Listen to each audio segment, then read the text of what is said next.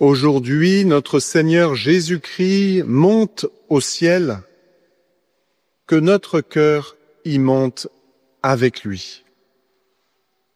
Ces mots de saint Augustin résument sans doute le mystère de ce jour, le 40e après Pâques. Nous ne sommes pas de simples spectateurs de la montée au ciel du Christ, mais c'est bien la nôtre qui est annoncée et même anticipée en quelque sorte. Nous sommes les membres de son corps, dit la prière d'ouverture de ce jour. Il nous a précédés dans la gloire auprès du Père, et c'est là que nous vivons en espérance. L'espérance, le mot est lâché. C'est en effet la grâce, la vertu que nous demandons à Dieu en ce jour, et tout particulièrement en cette année jubilaire de l'espérance. Oui, nous sommes faits pour le ciel, c'est-à-dire pour demeurer en présence de ce Dieu qui n'est qu'amour. À partir de ce jour, la nature humaine, celle du Christ, siège au sein même de la Sainte Trinité.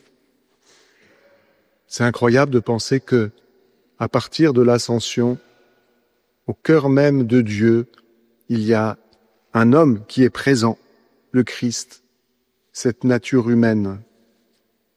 C'est vrai que nos existences sont marquées par l'épreuve, par des difficultés de toutes sortes, par la croix, comme Jésus lui-même. Eh bien, la fête d'aujourd'hui nous invite à relever la tête. Oui, les pieds sur terre, mais la tête et le cœur au ciel. Telle devrait être notre devise.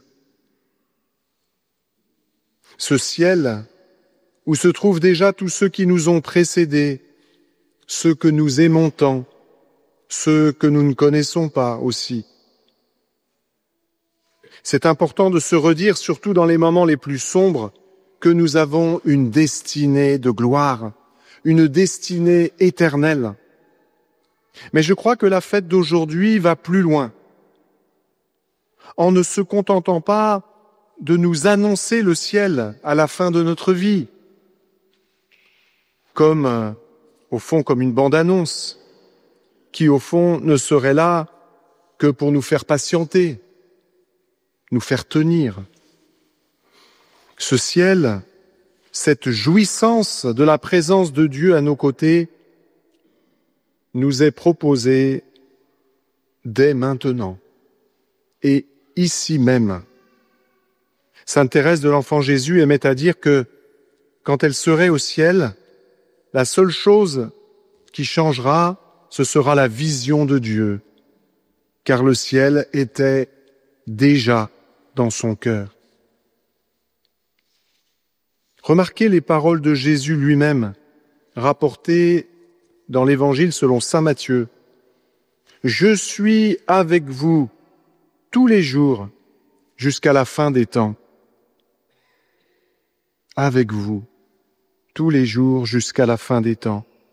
Cette parole me fait penser aux mots de Jésus sur la croix, adressés au larron repentant, aujourd'hui même, avec moi, dans le paradis.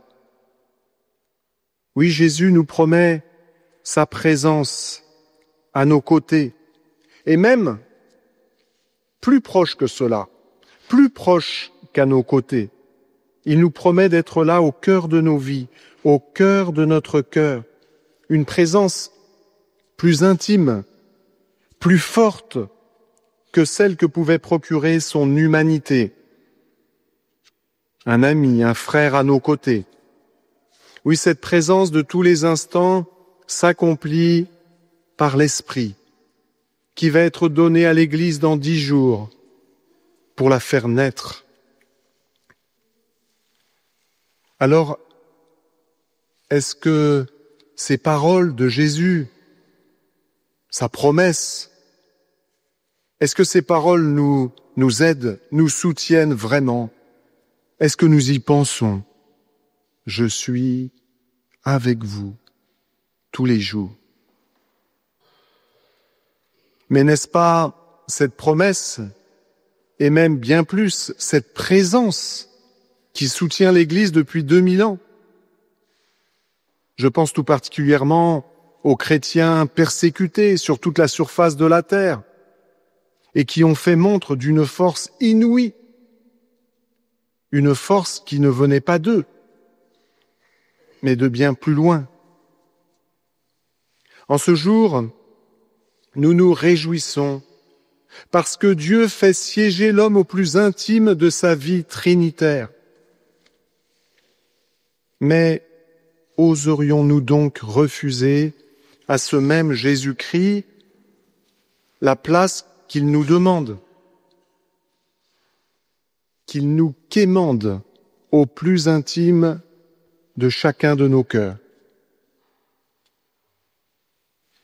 Avec toute l'Église, entrons dans cette grande neuvaine pour préparer nos cœurs à la venue du Saint-Esprit, l'Esprit du Seigneur, l'Esprit de lumière, de vérité, de force, l'Esprit d'amour qui transformera nos cœurs.